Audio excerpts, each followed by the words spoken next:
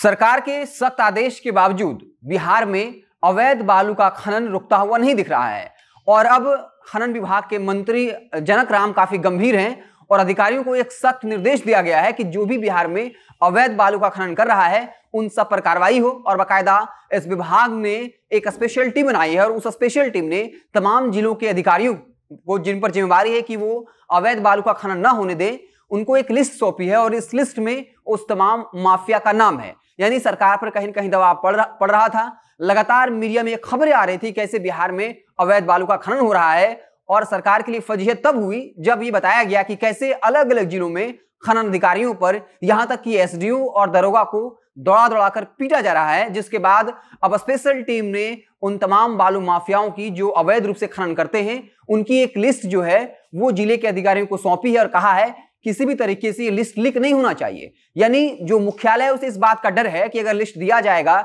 उन तमाम माफियाओं पर किन पर कार्रवाई करनी है, तब हो सकता है कि उनके जिले के अधिकारी ही बाकायदा इस लिस्ट को जो है सार्वजनिक कर दें या इसको लीक कर दें। इसलिए स्पेशल ब्रांच ने साफ तौर पर कह दिया है किसी भी तरीके से गोपनीयता का ध्यान रखा जाए। यानी जो लिस्ट सौंपा गया है, जिस लिस्ट में बालू के अवैध खनन करने के माफिया लोग हैं, उनका नाम जो है लीक नहीं होना चाहिए। तो देखिए लगातार खबरें आ रही है कि सरकार के सख्त आदेश के बावजूद भी बिहार में अवैध बालू का खनन लगातार चल रहा है, इस पर लगाम नहीं लग रहा है, जिसके बाद मंत्री जी को सवालों का जवाब देते नहीं बन रहा था। आपको बता दें कि खबर ये लगातार आई है कि कई जगहों पर अधिकारियों पर हाथापाई हुई है, उनके साथ मारपीट की गई है, कई जगह गोलियां चली हैं। लेकिन दिलचस्प बात यह है कि कई जगहों पर बाकायदा उस अधिकारी ने एफआईआर दर्ज भी नहीं करवाया और जो इसके लिए दोषी हैं वो खुलेआम घूम रहे हैं। यानी उन्हें कानून का डर नहीं है। इसका मतलब साफ है कि एक बड़ा सिंडिकेट है या कोई बड़ा अधिकारी जो है वो उससे बचा रहा है और इसी हिम्मत के साथ वो अवैध बालू खनन के लिए जो अधिकारी रुकवाने जाते हैं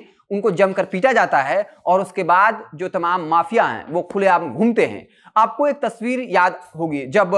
एक बड़े बालू कंपनी जिन पर यह आरोप है कि उसने बाकायदा गलत तरीके से पैसे की उगाही की, अवैध बालू का खनन किया, लेकिन जिसका कंपनी है उसके बेटे का बर्थडे पार्टी मनाने तमाम शक्तिधारी दल के नेता गए थे, जिसमें उपेंद्र कुशवाहा तक शामिल थे, जेडीयू कोटेची और बीजेपी के कई मंत्री शामिल थे। उसके बाद ये सवाल उठ रहा था कि सरकार तो ये कहती है या जो खनन विभाग है कि वो बिहार में अवैध बालू के खनन को रोकने को लेकर काफी गंभीर है, लेकिन जिस पर यह आरोप है कि उसने घोटाला किया है उसके बेटे के बर्थडे के पार्टी में शक्तिधारी पार्टी के तमाम नेता जाते हैं। तो कहीं ऐसा तो नहीं है कि जो अलग अलग जिलों में बालू माफिया अधिकारियों पर अटैक कर रहे हैं वो उसी सिंडिकेट का हिस्सा हैं और फिर वो माफिया सोचता है कि हमारे जो रहनुमा हैं उनकी उठक बैठक जो है शक्तिधारी पार्टी के बड़े बड़े नेताओं के साथ है, तो ये छोटे मोटे अधिकारी हमारा क्या बिगाड़ लेंगे, और इसी हिम्मत के साथ वो तमाम दरोगा को दौड़ा दौड़ा कर पीटते हैं। आपको बता दें कि इस वक्त खनन मंत्री जनक राम ये कह रहे हैं कि हमने बाकायदा स्पेशल टीम बनाई है,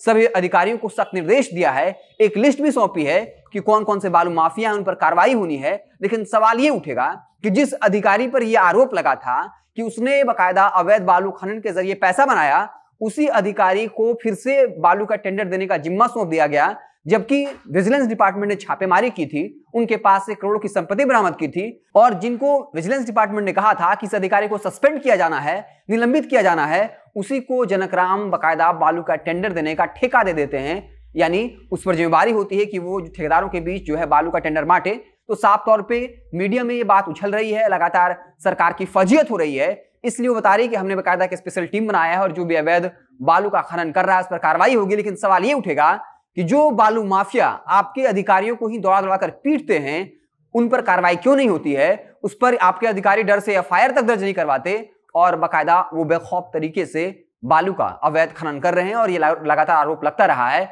कि बालू के अवैध खनन को करके ये माफिया करोड़ों की संपत्ति बनाते हैं और उस संपत्ति का एक बड़ा हिस्सा बड़े अधिकारियों और फिर नेताओं के पास जाता है जो सत्ता से, और ये खेल सालों से चलता आया है, चाहे किसी पॉलिटिकल पार्टी की भी सरकार रही हो। तो आप देखते रहे जनता जंक्शन। अब देखने वाली बात होगी कि